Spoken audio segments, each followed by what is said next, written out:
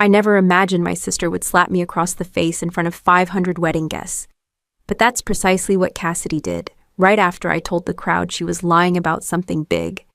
And when I say big, I mean giving away the home I bought with my own damn money. Let me back up. I'm Harper Lane. I'm 32, single, and live alone in a penthouse. I earned it the hard way. After serving 8 years in the Army, I came back, got my real estate license, and spent 5 years busting my ass to build a career. No help from my family, no shortcuts. Just long hours, terrible clients skipping vacations, and living like a broke college kid while closing 6-figure deals for others.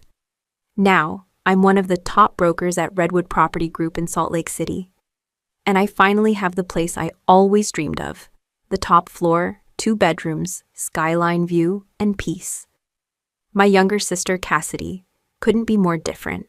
She's 29, beautiful, charming, always in crisis mode. She floated through community college, had a new job every 6 months, and lived at home with my parents until about a year ago. She met Bryce Halden at some charity gala she got into for free, and suddenly they were engaged. Bryce works in finance, whatever that means, and comes from a family that wears boat shoes and calls everyone buddy. The wedding was held at the Willoughby Hotel in Portland. Top floor, floor-to-ceiling windows, white roses everywhere, and a 5-tier cake that cost more than my car. Cassidy was the star of the show, of course. White lace gown, designer shoes, and a full glam squad followed her like a celebrity bride. Bryce stood next to her with that smug finance guy grin. You know the type. Custom suit, slicked hair, handshake like a sales pitch. Everyone was laughing, drinking, clinking glasses. I was at the head table, trying to blend into the background in a $300 bridesmaid dress I didn't even like. Then Cassidy stood up to give her speech. Bryce and I are so grateful for our family and friends, she said, smiling like this was the happiest day of her life. We're starting this new chapter together, and we're excited to move into a beautiful home right after our honeymoon. Cue polite applause. And we're especially thankful to my amazing sister Harper, who's generously letting us stay in her penthouse while we look for our forever home. The room bursts into claps and cheers. I stared at her, stunned. My fork froze mid-air. I hadn't agreed to any of that.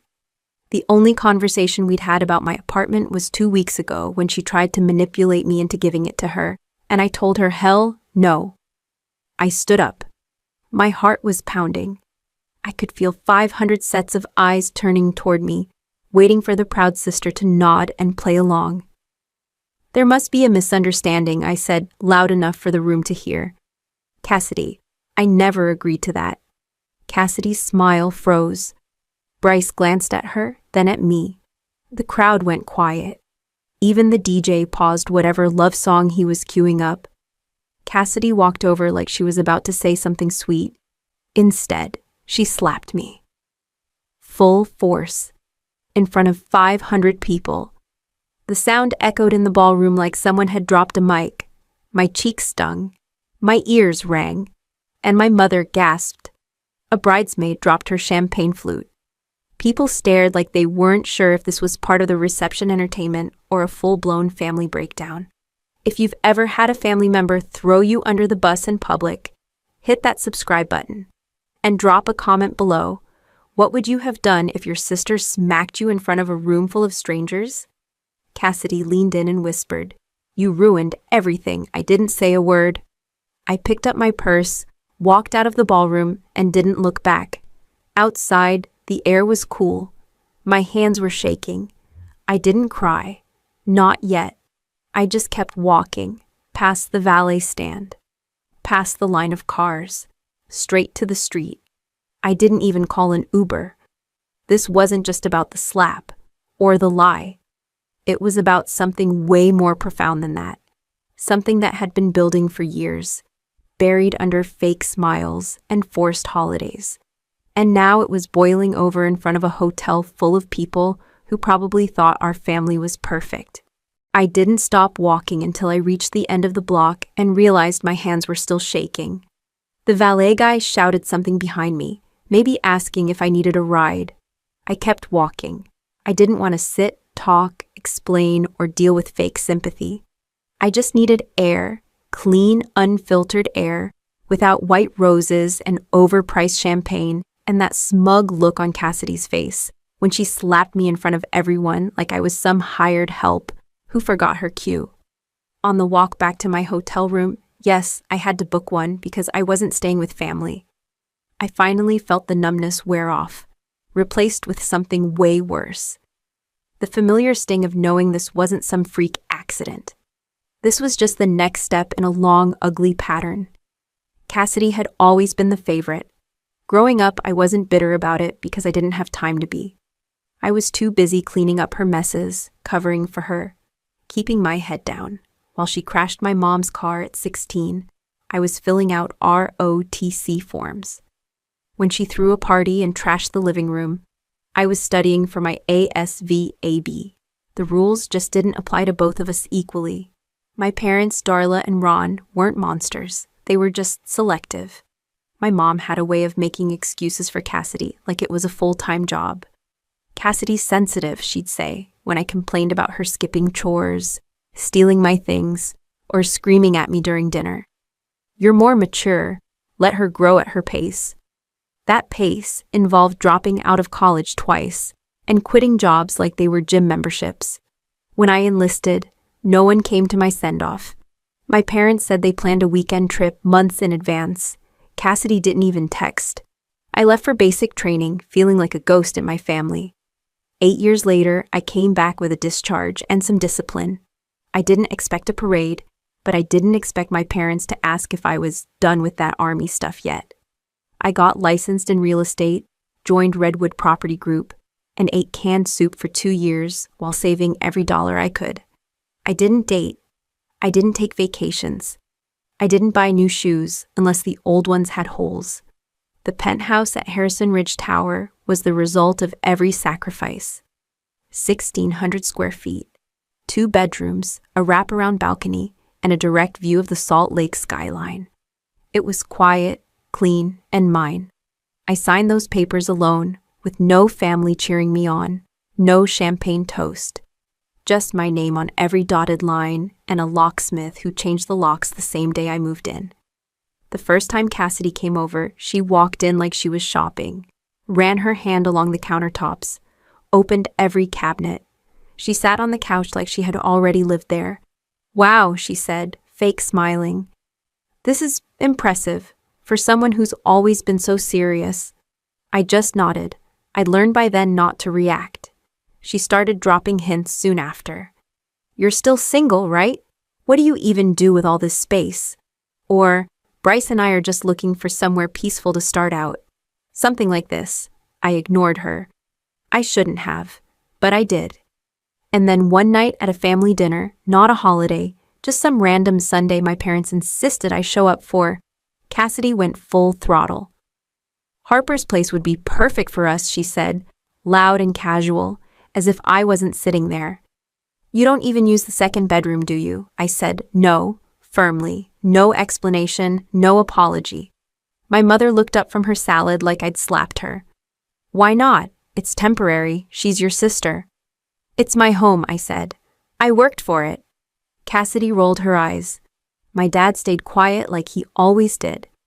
That night, I left early. I didn't wait for dessert. The next morning, Cassidy sent me and our parents a group text. Harper said no. Again. I guess being family only matters when she needs something. And just like that, I was the villain. Again. I didn't respond to the group text.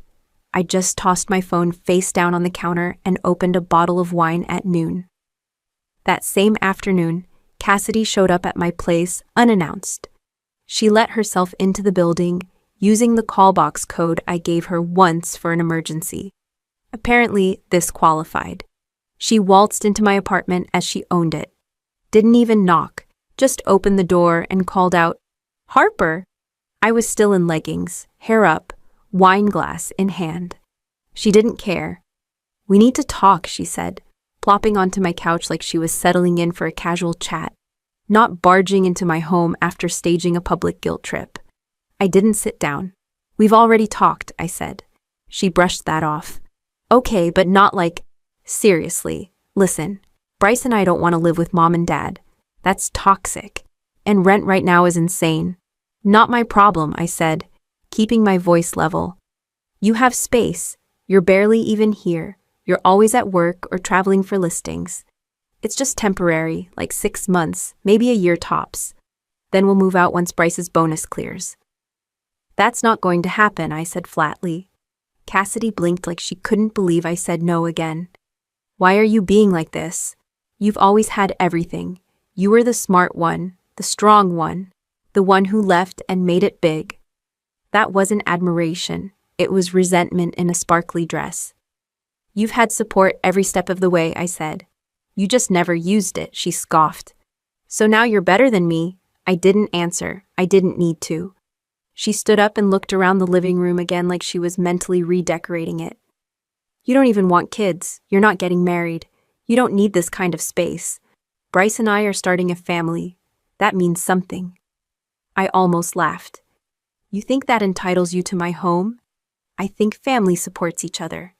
I walked over and opened the door. We're done, she stormed out, muttering something about me being heartless. That was 3 days before the bridal shower, which of course was at our parents' house in Beaverton. I had RSVP'd yes weeks before when Cassidy pretended we were close. The event was exactly what you'd expect. Overdone centerpieces, catered hors d'oeuvres, mimosas before noon, and 100 women pretending to be thrilled for someone they barely knew. Cassidy floated through the room like royalty. My mom hovered like a stage manager. I stuck to the cheese tray and avoided eye contact. Halfway through the gift opening, Cassidy clinked her glass and cleared her throat. Before we dive into these lovely presents, Bryce and I have an announcement. The room hushed. She smiled straight at me. After the honeymoon, we'll be moving into Harper's gorgeous penthouse while we look for our forever home. She's been so generous. Polite applause followed. A few women even turned to me and nodded like I was some kind of saint. I stood up. There's been a misunderstanding, I said, keeping my tone as neutral as I could manage. I haven't offered my home to anyone. Silence, like someone had unplugged the stereo. Cassidy's smile froze.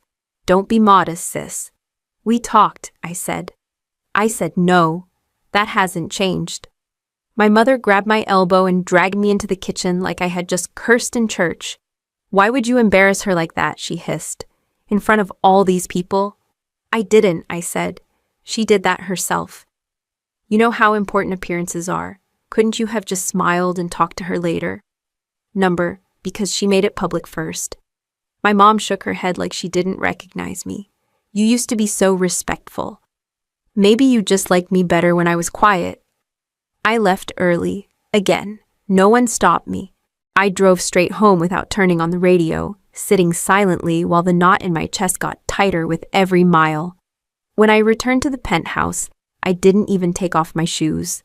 I stood in the kitchen, staring at the city lights through the windows, wondering how we got here. How a regular bridal shower turned into Cassidy publicly announcing her hostile takeover of my home, like a prize she won in a raffle. The next morning, I woke up to 6 missed calls from my mom, a long voicemail from my dad that said absolutely nothing, and one text from Cassidy read, "Unbelievable, you humiliated me." No punctuation, just those 4 words, like she was the one betrayed. I didn't answer. I didn't want another fight and wasn't interested in being gaslit into apologizing for something I didn't do.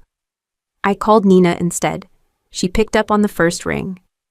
"Let me guess," she said, skipping hello. "The shower was a disaster." "You have no idea," I said. I paced the living room while telling her everything, from the fake announcement to my mom dragging me into the kitchen like a PR crisis manager. Nina let me vent without interrupting, like constantly. She was my closest friend. She lived in Minnesota now, but we talked every week. We met in college after I left the army, and she was one of the few people who saw through the surface level, put together older sister version of me. When I finally paused to breathe, she said, "You know this isn't about a place to live, right? She's not after square footage. She's after control. I know, I said. But what kind of person says something like that out loud? In front of people? The kind who's counting on you to roll over. You've always made things easy for her. That part stung because it was true. Cassidy had never been told no by anyone but me, and even then, it was usually under my breath or after the fact. I had spent most of my life keeping peace in a family that only respected silence. And it wasn't just silence, it was sacrifice. I had given up holidays, weekends, and sleep to avoid confrontation.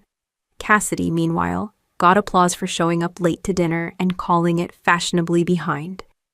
You don't owe her anything, Nina said. And you sure as hell don't owe your mom an explanation for setting a boundary. The word stuck with me. Boundary.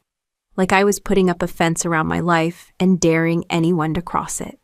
That week, I stopped answering family group texts. I turned off read receipts. I even blocked Cassidy's number for 2 days to get some air. But quiet doesn't last long in a house like mine. Friday night, I got an email from my mom. It is not a text or voicemail, but an actual email. She said she was disappointed in my behavior and deeply hurt by my refusal to support Cassidy during a major life transition. She ended it with, "You've changed," and not in the proud, good for you way. I stared at it for a full minute, then closed my laptop. I wouldn't argue with someone who thought saying no was a personal attack. That weekend, I skipped Cassidy's bachelorette party planning brunch. I knew it was coming, but I made no excuses. No polite declines. I just didn't show. Monday, my dad called while I was at work. I let it go to voicemail. 37 seconds after he cleared his throat, he said, "Just calling to say, we still love you, okay?" Still. As if loving me had become optional. The only message I replied to that week was from Nina, who sent me a meme. Just because you're related doesn't mean they get to ruin your life. I laughed out loud. Then I poured myself a drink and sat by the window, watching the lights flicker across the skyline, wondering how many more lines I'd have to draw before someone in my family finally respected one. I left my phone charging in the other room and sat in the dark with my drink, listening to the quiet like it was the only honest thing left. The next morning, Cassidy texted me. "Coffee, just you and me." I stared at the message like it might explode. No sarcasm, no guilt tripping. Just that one line. It almost felt mature. I should have known better. I agreed anyway. Not because I thought we'd clear the air, but because I wanted to see what angle she was playing this time. We met at a bit of place in North Portland. Neutral ground, public, plenty of witnesses. She showed up overdressed for a Tuesday, with full makeup, a tight beige blazer, and 2 high heels for a casual coffee. A walking press release. "Thanks for coming," she said, sliding into the seat across from me. "Get to the point," I said. "No small talk." Cassidy smiled like I'd confirmed her script. "Bryce and I really need help right now." I said no, again. Still, no. She leaned in like this was a business deal, not her latest manipulation. "It's not forever, just until his new job kicks in. He's got something lined up with a fintech firm in Bend. But the onboarding takes time, and we're tight right now." I took a sip of my coffee. "So go rent a place. We can't pass the background check. Bryce had some credit issues." I stared at her. Translation: no one will rent to you, so now you're coming for me. "That's not fair," she said quickly. "You have space. You barely live in that penthouse. You travel, you work late, you're always out. You wouldn't even notice we're there." I notice when people cross boundaries. She bit her lip like she was about to cry. "Harper, please, you're my sister. And that used to mean something. That line pissed me off more than all the others. I put my coffee down. You want to talk about what family means? It means not lying to 50 people at a bridal shower. It means not pressuring someone into giving up their home. It means not acting like you're owed things you didn't earn." Cassidy's voice dropped. "Bryce said you'd be like this." "Like what?" "Cold, rigid, controlling, military mindset, no empathy." I almost laughed.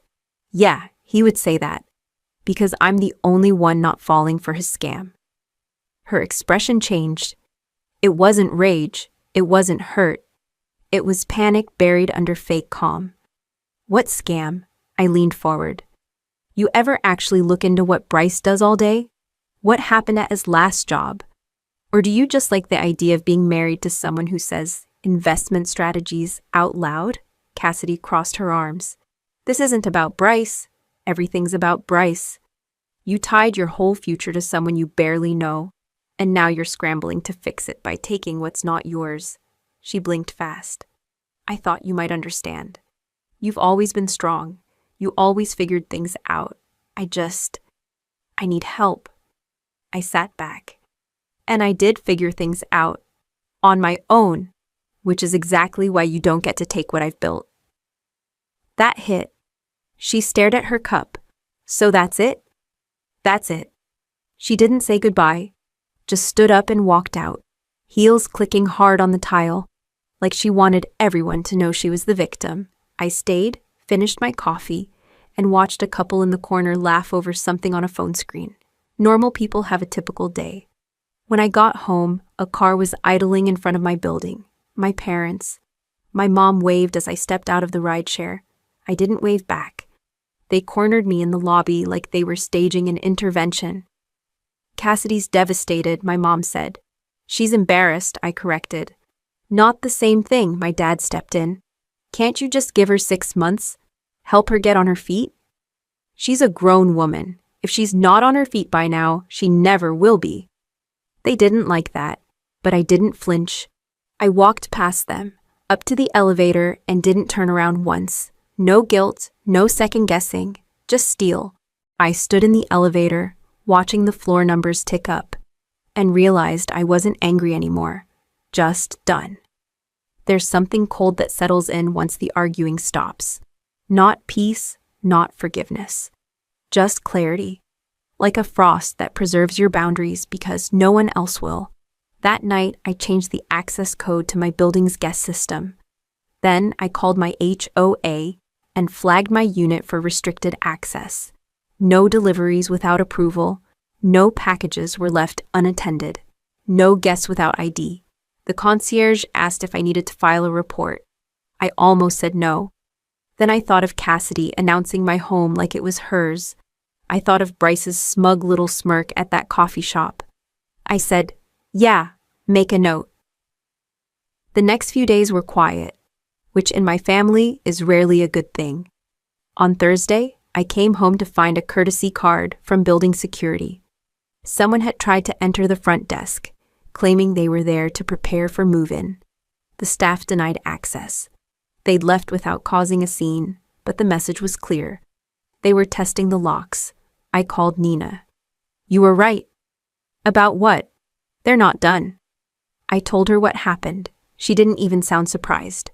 It's control, she said. They're poking the fence to see if it holds. I didn't sleep that night. I wondered.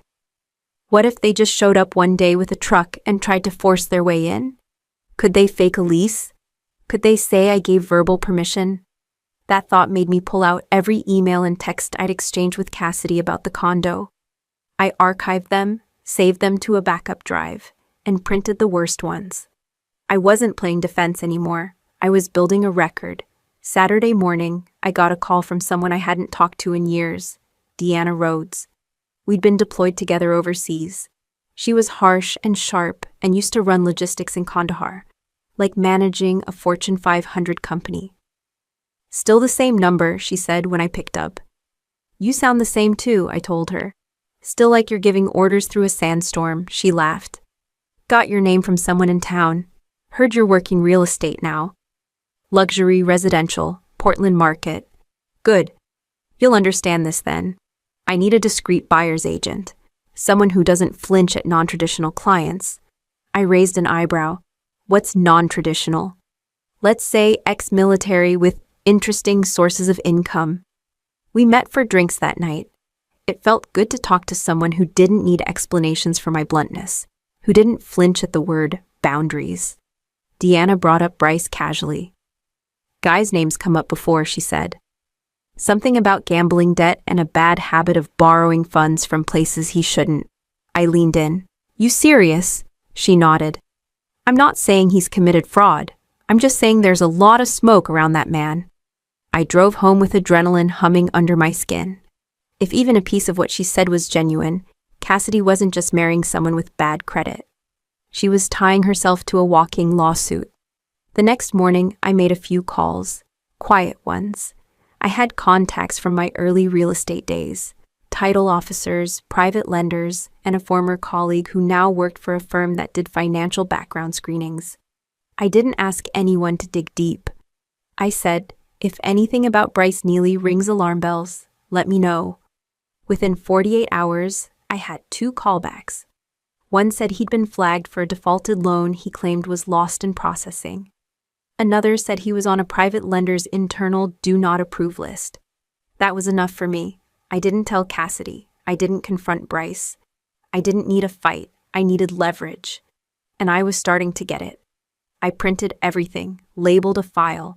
Please put it in a drawer in my home office. Then I sat back, took a deep breath, and realized I wasn't nervous. I wasn't scared of what they'd do. I was ready for whatever came next. I locked the file drawer, poured myself a fresh cup of coffee, and opened my laptop with one goal: make sure they couldn't touch anything I'd worked for. The first thing I did was call my building manager, Carla. She was no nonsense, a former NYPD, and didn't play games with entitled tenants or their dramatic families. Need something formal in writing? She asked after I explained what was happening. Yeah, I said. Something stating I haven't authorized anyone to access my unit, and I won't be subletting, leasing, or sharing it with anyone. Period. I'll get it notarized and logged with the HOA, she said. If they try again, we'll call the police. Simple. Director. Done. Next, I updated my insurance, added legal protections, reviewed my ownership documents. Bryce and Cassidy weren't getting within 100 feet of this place. Not physically, not financially. Then came the text from my mom. Reminder, bridal shower tomorrow, 2 p.m. at our house. Don't be late. I stared at it for a solid 30 seconds. No apology, no mention of the awkwardness, just a command. Business as usual. The next day, I showed up right on time with a gift I'd picked out. Tasteful, functional, not on the registry. Something I knew Cassidy wouldn't like. My mom opened the door with a smile that didn't reach her eyes. You made it. Wouldn't miss it, I replied flatly. The living room was full of women, neighbors, friends, and Bryce's family. White decorations, mimosas, polite laughter. Cassidy sat at the center of it all, practically glowing, until the moment she stood up, clinked her glass, and said with theatrical cheer, Before I open these wonderful gifts, I have a special announcement. She looked at me while saying it. That should have been my warning. Bryce and I are so thrilled to be starting our new life together, and we're even more thrilled to share that we'll be moving into Harper's beautiful penthouse. She so generously offered us her space, while we find our forever home. The room erupted in claps and congratulations. I could feel 50 pairs of eyes turn to me, smiling, nodding, expecting me to stand up and confirm this gracious gesture. Instead, I set down my drink, stood slowly, and said, Actually, that's not true. I haven't offered my home to anyone. The silence dropped like a bomb. Cassidy's smile froze in place. Harper, she said through clenched teeth, don't be modest. We talked about it, I said evenly, and I said no, repeatedly. More silence, a few gasps. Bryce's mother looked like she'd just bitten into a lemon. Someone at the back whispered, Oh, wow, Cassidy recovered fast. Anyway, she chirped, let's get to the presents. But the mood had already shifted. People mumbled awkwardly. Some excused themselves to the bathroom. Even my aunt, who'd always defended Cassidy no matter what, kept her eyes on the gift bag in her lap and said nothing. Later, while grabbing my purse, my mom cornered me in the kitchen. What the hell was that? The truth, I said. You embarrassed her. She embarrassed herself. Her voice dropped. Do you know how bad that made us look? In front of Bryce's family, I looked at her flatly. You care more about appearances than what's actually happening. She exhaled sharply. You've always had everything. Can't you give something back? That exact line had followed me since childhood. You're lucky. You're strong. You owe the rest of us. No, I said. I don't owe Cassidy a damn thing. I left without saying goodbye. By the time I got home, the mimosas had worn off, but the adrenaline hadn't. I removed the file again and added a note. Public false claim, March 12th. Bridal shower. It was no longer just about my home. This was a pattern, entitlement, manipulation, escalation. And it wasn't done yet. I tossed the note into the file, locked it shut again, and for the first time, I realized I needed to start protecting myself from my own family like I would from any hostile client. The next day was a quiet Sunday. I slept in, skipped breakfast, and took a long walk to clear my head. I almost convinced myself that maybe, just maybe, the worst of it had passed. But I was wrong. That afternoon, my building's front desk called me. Hi, Miss Lane. Sorry to bother you. There's a couple here saying they're your family and that they have permission to access your unit. I stopped mid-step. Excuse me? Who? A man and a woman said their names were Bryce and Cassidy. They brought luggage and a few boxes. They're insisting you said they could move in. I felt a wave of cold anger settle into my chest. Do not let them in. I've never authorized that, and I want this incident documented. We've already started a report. They're refusing to leave and demanding we call security. Good, call them, and let Cassidy and Bryce know they're trespassing. They were gone when I arrived 20 minutes later, but not quietly. Security had turned them away. And according to Carla, Cassidy caused a scene. She shouted about how I was ruining her life and going back on my word. Bryce stood there like a statue with his arms crossed, as if his presence alone would convince someone to hand him the keys. I watched the security footage. Cassidy pointed, yelling. Bryce was carrying a suitcase as if he were moving into a hotel. It would be laughable if it weren't so pathetic. That night, I emailed my lawyer. We hadn't worked together in years, but she remembered me. Hi, Natalie. This is Harper Lane. I need help with a family situation involving harassment and attempted unauthorized entry to my home. She replied within the hour. Let's talk tomorrow. Keep everything, messages, photos, video, anything you have. I spent the evening collecting screenshots, printing emails, and organizing texts. I even added my mom's guilt trip messages. Not because they were criminals, but because they painted a clear picture of pressure, manipulation, and denial. The next morning, Natalie called me. Her voice was calm, sharp, and efficient. Just what I needed. You're not being dramatic, she said, after reviewing the footage and texts. This isn't just a misunderstanding. It's a pattern of behavior.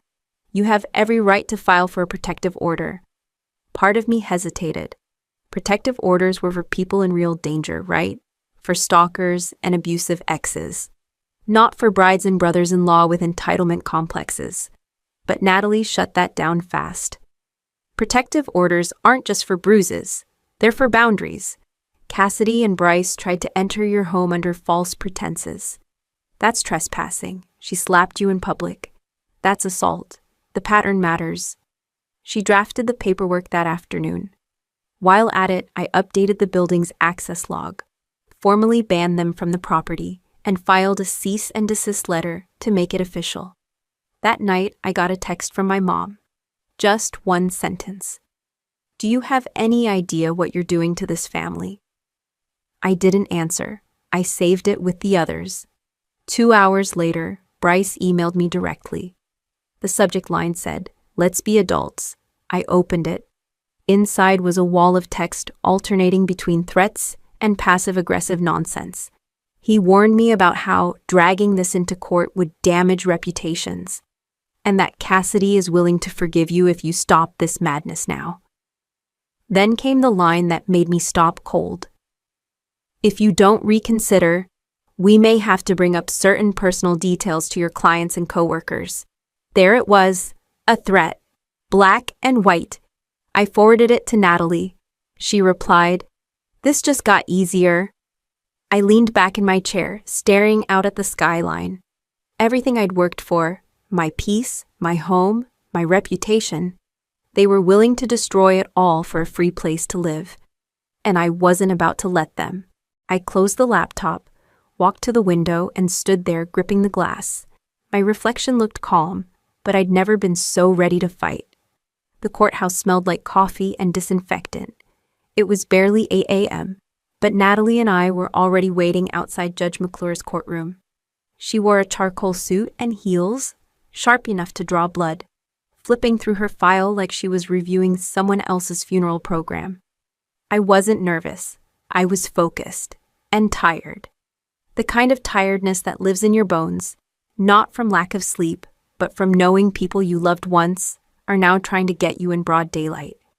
Cassidy and Bryce showed up 20 minutes later, dressed like it was picture day. Cassidy wore a pale pink dress with perfect curls, trying to look innocent. Bryce went full courtroom finance bro. Navy blazer, expensive watch, smug grin. Their lawyer was exactly who I expected. Mid-40s, square jaw, polished and paid well enough to keep a straight face while representing garbage. Inside the courtroom, it didn't take long for the pretense to unravel. Natalie started strong, laying out the facts with zero emotion. Slap. Attempted forced entry. Threatening email, timeline, evidence, documentation. She submitted the video footage from my building, screenshots of texts and emails, and Judge Lawrence Rowe's statement. Yes, that Judge Rowe, the one who'd witnessed Cassidy's slap firsthand at the wedding. Bryce's lawyer objected and tried to spin it as family drama, and a misunderstanding escalated by stress. The usual sanitized garbage.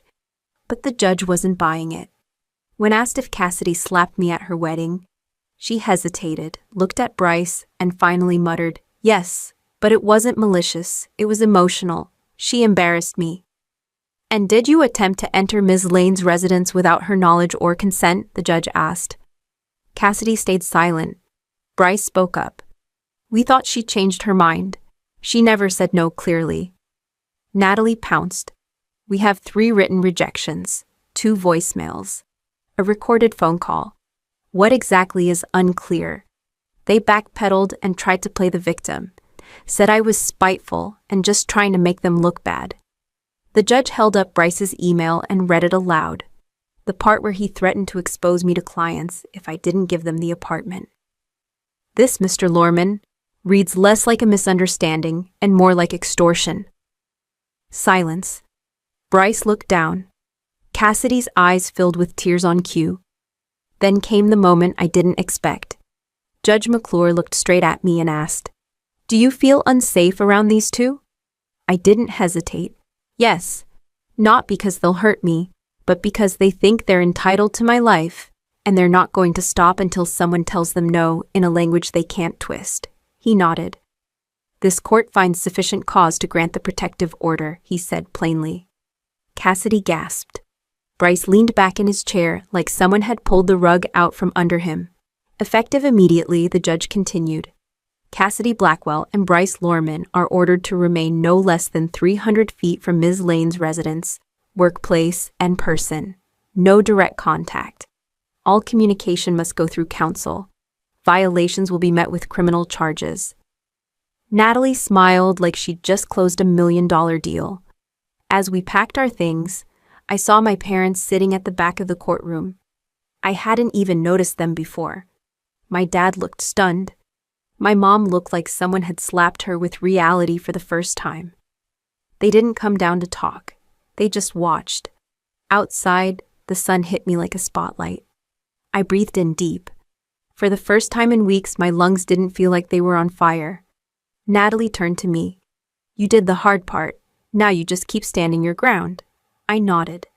Not because I felt victorious, but because I finally felt like I wasn't playing defense anymore. And I wasn't going to hand over a single inch again. I didn't wait for anyone to follow. I walked straight down the courthouse steps and let the weight fall off my shoulders one concrete slab at a time. When I reached the sidewalk, Ethan was already leaning against his car with coffee in hand. I hadn't asked him to come. He just knew. "You good?" he asked, handing me the cup. "I am now," I said, and I meant it. We sat on a nearby bench, sipping coffee silently, while the city moved around us like nothing had happened. It was surreal how normal everything looked. People are going to lunch, traffic lights are changing. And I just walked out of a courtroom where my sister got legally told to stay the hell away from me. It took 2 hours before the first text came in. "Mom, you really blindsided Cassidy today. She's devastated." I didn't respond. Then came Aunt Louise. "Your mother is heartbroken. You could have handled this privately. Uncle Derek. Family doesn't take family to court." The messaging was coordinated like a political campaign. Cassidy was rebranding herself as the wounded party. The headlines in the family group chat were crystal clear. Mackenzie overreacted. Cassidy is fragile. Poor Bryce is caught in the middle. Mackenzie needs therapy. I didn't respond to any of it. Instead, I forwarded everything to Natalie. She replied within minutes. "Don't engage. Let them spiral. Legally, you're protected. Emotionally, don't get pulled back in." Easier said than done. The next morning, my mom showed up unannounced at my office. Reception texted me a heads up. "There's an older woman here, says she's your mother, wants to speak with you urgently." I stepped out of a meeting with a client and met her in the hallway. She looked like she hadn't slept. "You embarrassed your sister in front of the entire family," she said without preamble. "She slapped me in front of 200 people," I replied, "and tried to steal my apartment. Are we pretending that didn't happen?" She was under pressure. Weddings are emotional. Weddings aren't an excuse for assault. She lowered her voice. "You didn't have to take it to court. Now you've ruined your relationship forever." I almost laughed. I didn't ruin anything. Cassidy did that herself. "She's your sister. And I'm your daughter. But that's never stopped you from picking her every time." That landed. For a moment, she just stood there. Then quietly, "We didn't know about the threats. Or Bryce's email. Or Judge Rowe's statement." "Exactly," I said. "You didn't know because you didn't ask."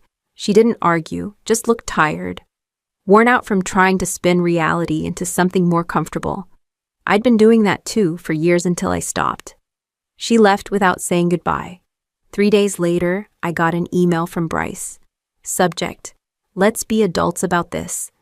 He offered to bury the hatchet if I'd lift the restraining order and publicly clarify that there'd been a misunderstanding. Said it was for Cassidy's sake and to help her move forward. I forwarded it to Natalie. She called me 5 minutes later. "Mackenzie, you need to see this." Attached was a file she'd pulled from a private legal resource. Bryce was under quiet investigation from the State Securities Division. Allegations of client fund misuse, offshore accounts, and unpaid tax liabilities. Nothing charged yet, but serious smoke. "I think we know why he wanted your place so badly," she said. "He was never planning to rent anything. He needed something in someone else's name, fast." Everything snapped into focus. The pressure, the entitlement, the obsession with my penthouse. He wasn't just a leech. He was drowning, and Cassidy had tied herself to him like a second anchor.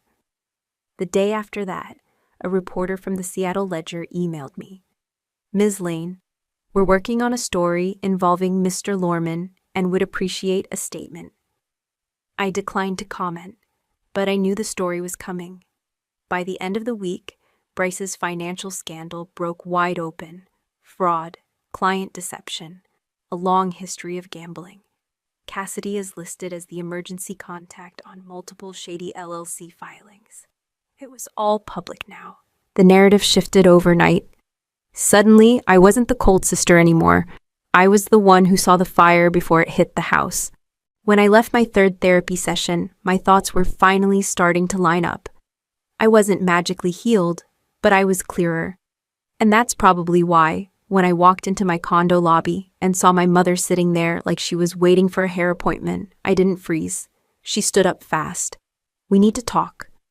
"I'm not doing this here," I said flatly, motioning to the concierge that everything was okay. He gave me a look like, "Really?" and nodded. Mom followed me out to the sidewalk, where I stopped.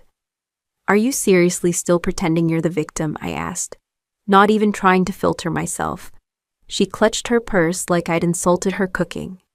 "You blindsided your sister in front of everyone." "No," I said. She lied. In public. About moving into my home, and then hit me when I corrected her. That's not being blindsided. That's being called out. "She was humiliated," my mother whispered. I let out a short, dry laugh. "She humiliated herself. Don't put that on me." Mom's tone shifted from pleading to cold. "I didn't raise you to be heartless." "No," I said. "You raised me to tolerate chaos and pretend it was normal." She blinked like I'd slapped her. "We're family," I shook my head. If family means enabling a grown woman who slaps people, lies about housing, and then tries to enter a home she doesn't own, then maybe I'm not interested in that definition. She turned away without another word. No goodbye, no apology. Just walked off, leaving the guilt behind like some old handbag I refused to carry anymore. The next day, building management called again. This time, Haley and Matt had come by again with a moving truck. They told the security guard they were finally here to move in. I nearly dropped my phone. The footage was worse. Matt had shouted at the front desk staff. Haley had tried to sweet-talk the concierge like this was all just a mix-up. I sent the video straight to my lawyer. Enough was enough.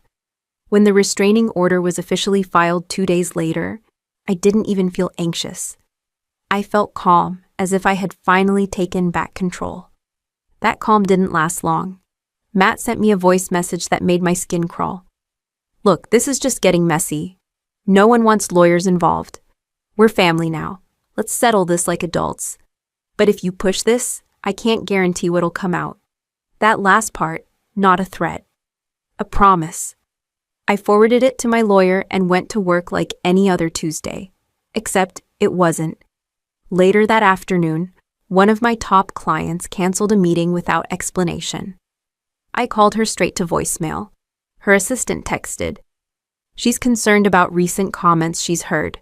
She'll be in touch." My stomach sank. That night, I opened my inbox to find an anonymous email from a burner address. "Hope your clients know about your little anger issues. Military doesn't always make someone stable. They weren't just pushing boundaries now, they were kicking down doors." I drove straight to my lawyer's office at 8 a.m. "They're trying to wreck my job now," I told her, showing the messages and client thread. She didn't flinch. "We escalate this. Now that's intimidation and defamation. They're opening doors they won't be able to close." We prepped new documentation and contacted law enforcement to add harassment and defamation to the existing restraining order filing. It should have ended there, but nothing about this family mess ever went easy. 3 days later, I walked into work and saw 2 people I didn't recognize waiting in the lobby.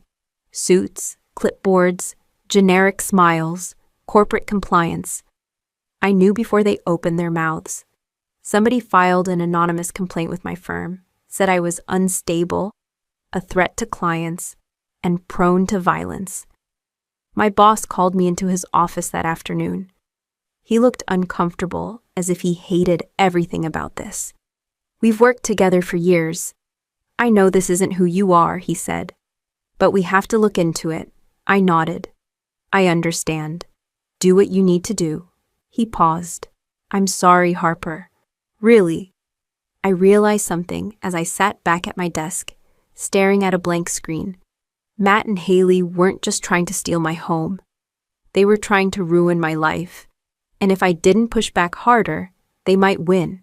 I closed my laptop, walked straight to the window, and stared at the city like it might give me answers no one else would.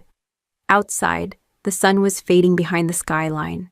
The light hit the glass towers just right, making them look more stable than anything felt lately.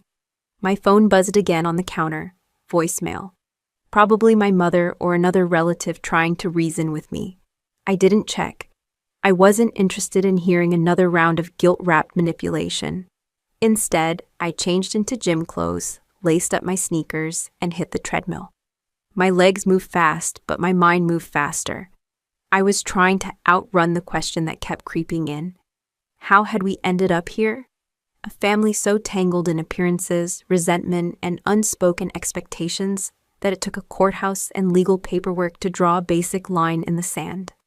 After 30 minutes, soaked in sweat and clarity, I stepped off and texted Delaney. You were right. It wasn't just Haley. It was all of them. Her reply came quick. And now you get to decide what you allow from here on out. That's stuck what I allow. Not what I tolerate, not what I survive, but what I permit to exist in my space, my life. That night, I started making a list, not of goals, but of boundaries. No matter the history or shared DNA, I wouldn't allow these anymore. Number 1, no more pretending things were normal. 2 days later, an envelope showed up at my office. No name on the outside, just my address handwritten in familiar looping letters. Inside was a 5-page letter from Haley. She didn't apologize, not really.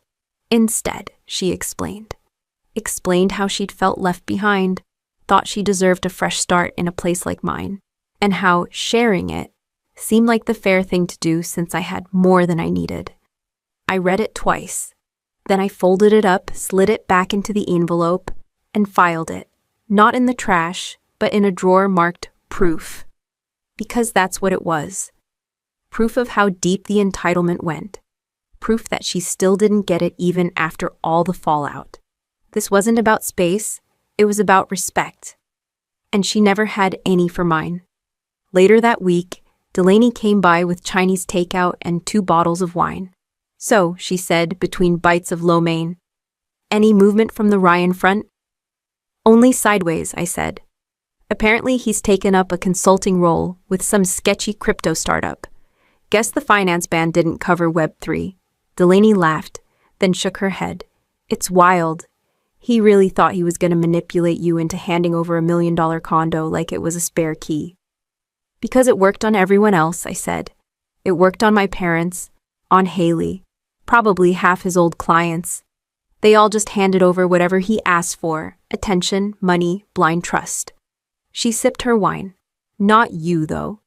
No, I said, not anymore. That weekend, I attended a local real estate conference in Denver. It wasn't just work, it was escape. A way to recalibrate around people who spoke in market trends and renovation budgets, instead of guilt and obligation. During a networking mixer, I ran into someone I hadn't seen since the military, Jesse Hart, former logistics officer. Now a regional VP for a national brokerage. We grabbed coffee the next morning, and when I told her what was happening, she just blinked at me. Your sister slapped you at her wedding and tried to move into your condo. Correct. Jesse let out a low whistle. You always did attract chaos, but at least now you're making it sign a waiver. It was a stupid joke, but I laughed harder than in weeks. Hearing it from someone who knew me before all this felt good. Someone who remembered Harper Lane from Fort Campbell, not just Harper the broker, the scapegoat, or the sister. As we parted ways, she said, if you ever want to transfer out here, let me know. We could use someone who doesn't take crap. I told her I'd think about it. As I boarded my flight home, I wondered whether my family would change, but whether I needed them to anymore. As the plane touched down and the cabin lights flickered on, I pulled my phone off airplane mode and braced myself for whatever mess I had on the other side. There were 6 missed calls from my parents, 2 voicemails from Haley's number, and 1 from a blocked number. I didn't listen to any of them. I wasn't interested in another round of gaslighting or guilt trips. I already knew this. The court's decision had come down while I was out of town. By the time I made it back to my penthouse, the lobby staff was buzzing. Javier, the head concierge, pulled me aside the second I walked in. Ms. Taylor, I just want you to know we followed the restraining order to the letter, he said. They showed up again. My stomach dropped. Who? Your sister and her husband. Friday morning. Same thing. They claimed they were just dropping off boxes. We didn't let them up. I gave him a tired nod. Thanks, Javier. You did the right thing. He handed me a printed incident report and a USB with security footage. I took it without looking at it. At this point, it was just more evidence, more proof, more desperation from people who didn't know how to take no for an answer. Inside my unit, everything was untouched, quiet, safe. I sat on the edge of the couch and finally listened to my mom's voicemail. "Lainey, honey, can we please just talk before you go and do something you can't take back? Your sister's been under a lot of stress. She didn't mean for any of this to get so big. You've always been the strong one. Please don't ruin the family over one misunderstanding." I deleted it. It didn't hurt, not because it sounded exactly like every other time my mother excused Haley's behavior by labeling it a misunderstanding. I was done pretending this was normal. I was done carrying the burden of everyone's comfort but mine. An hour later, my attorney, Callie Harper, called with an update. The judge extended the protective order for 1 year, she said. Full enforcement. They are legally barred from contacting you, approaching your home, or attempting to move in. Any violation from here out will lead to criminal charges. I let out a breath I hadn't realized I'd been holding. Good. What about the trespassing report? It's with the DA's office now. They're reviewing charges against Ryan and possibly Haley. The footage helps, so does the building report. What about his financial investigation? It's officially out of our hands, but you should know, Ryan's facing an SEC inquiry. There's talk of misappropriated client funds. It's getting serious. That should have made me feel vindicated. Instead, it just made me sad. Sad that my sister had latched onto a man who was as entitled and dishonest as she was. Sad that my parents couldn't or wouldn't see it. It was sad that I had spent so many years swallowing my frustration and bending backwards to keep peace in a family with no interest in genuine peace. Only control. That night, I got another email. This one wasn't from Haley. It was from Ryan. It was short. 2 sentences. If you keep pushing this, you're going to regret it. People talk, Lainey. That was it. No subject line, no explanation, no signature. I forwarded it to Callie without hesitation. She called me the next morning, fuming. He's trying to intimidate you. That's borderline extortion, especially given the ongoing investigation. I shrugged. Let him talk.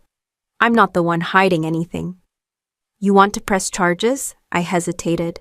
Not because I didn't want to, but because I knew that every time I drew a line, my family would frame it as cruelty. But then I remembered the slap, the looks from the guests, my mother's disappointed face, the sick feeling in my gut as I left that ballroom. Yes, I said, file it.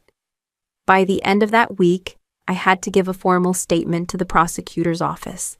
Ryan's email, his history, the court ruling, the attempted break-ins. It all painted the picture for them. And that picture was ugly. The investigation moved fast. Ryan was placed on unpaid leave from his firm and then formally terminated. Haley, now in damage control mode, ghosted me entirely. A mutual friend told me they were reconsidering their living situation and that Ryan might move in with his parents. The irony wasn't lost on me. They had tried to kick me out of my home, and now he was back in his childhood bedroom. What I didn't expect, though, was the call I got from my dad. Not my mom, not Haley, my dad. Lainey, I know you don't want to hear from me, he started. His voice oddly small, but I think we made a mistake. I didn't say anything. I'm not asking you to forgive anyone. I just wanted to say I'm sorry. For a second, I thought it was a trick. Some setup to make me backtrack. But there was no push in his tone, no expectation. Just a quiet, tired man who'd watched his family unravel and finally realized why. I hung up without a word, and for once, I felt like I was finally controlling my story. I set the phone down, walked into the kitchen, and poured myself a glass of water. Not because I was thirsty, but because I needed something solid to hold, while the past finally loosened its grip. The silence in my apartment wasn't heavy anymore. It was clean. Empty in the way a fresh slate should feel. I leaned against the counter and watched the last bits of daylight settle over the city through my window. No drama, no texts, no banging on the door. Haley and Mason had both gone radio silent after the hearing.